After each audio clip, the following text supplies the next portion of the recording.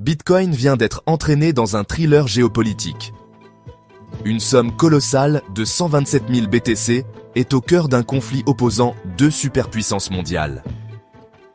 Le principal gendarme chinois du cyberespace, la CAS, affirme que les États-Unis n'ont pas seulement saisi des crypto-monnaies, ils les ont volées lors d'une opération clandestine. Voici l'allégation. Fin 2020, un important pool de minage chinois, Lubian, a été la cible d'un piratage sophistiqué. Le butin, environ 127 000 bitcoins. À l'époque, cette fortune valait environ 3,5 milliards de dollars. Aujourd'hui, avec la flambée du cours, sa valeur dépasse les 13 milliards de dollars. Pendant près de 4 ans, ces pièces deals sont restées majoritairement inactives, un géant endormi sur la blockchain. Puis, début 2024, des mouvements ont été détectés. Les analystes ont observé des peel chains, une technique où les fonds sont déplacés à travers une série de nouvelles adresses pour brouiller les pistes. Mais la transparence de la blockchain a permis de suivre ces transferts. L'agence chinoise affirme qu'il ne s'agissait pas de hackers ordinaires. Ils décrivent une opération de niveau étatique, utilisant des outils d'espionnage avancés et nécessitant une longue période de préparation, la signature d'un service de renseignement. L'accusation la plus grave est que les mêmes acteurs derrière le piratage de 2020 auraient ensuite orchestré la saisie des fonds sous le couvert de l'application de la loi américaine. La réponse des États-Unis est catégorique. Ce n'est pas un braquage, c'est une saisie légale.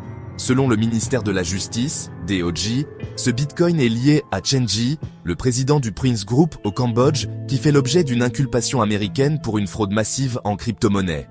Les accusations incluent des arnaques de type pig butchering, abattage de cochons, du blanchiment d'argent à grande échelle, et même des allégations de trafic d'êtres humains et de travail forcé liés à des camps d'escrocs.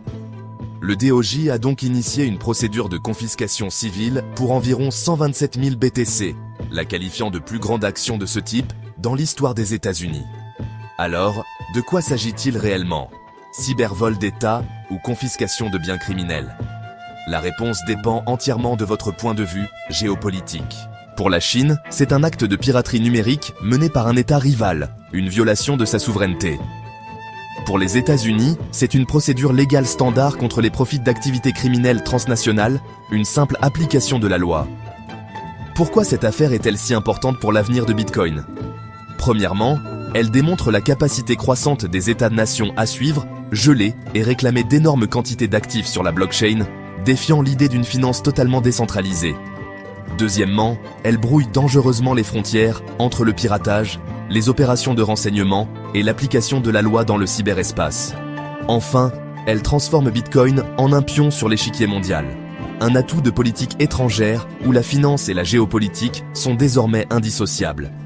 Alors, que faut-il surveiller maintenant? D'abord, les preuves concrètes.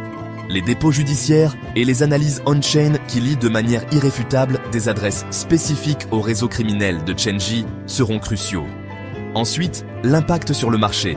Si le gouvernement américain obtient la garde et décide de liquider une partie de ce BTC, cela pourrait créer une pression vendeuse significative. Les marchés surveillent de près, se souvenant des enchères passées comme celle des bitcoins de Silk Road. Et enfin, la réaction internationale. D'autres gouvernements pourraient-ils être tentés de répliquer avec leur propre saisie, ou la Chine pourrait-elle imposer des contre-sanctions, créant un précédent dangereux? En résumé, les pièces sont bien réelles, les accusations sont monumentales, et le récit est fracturé par la politique internationale. Dans un système conçu pour fonctionner sans confiance, la question est désormais de savoir à quelle version des faits se fier. Si vous étiez aux commandes, que feriez-vous? Rendriez-vous les pièces à la Chine? Les mettriez-vous aux enchères pour le trésor américain? Ou les conserveriez-vous comme preuve dans cette affaire complexe? Partagez votre stratégie dans les commentaires. Et si vous êtes un expert en analyse forensique on-chain, j'aimerais particulièrement savoir ce que vous observez dans les mouvements de ces portefeuilles.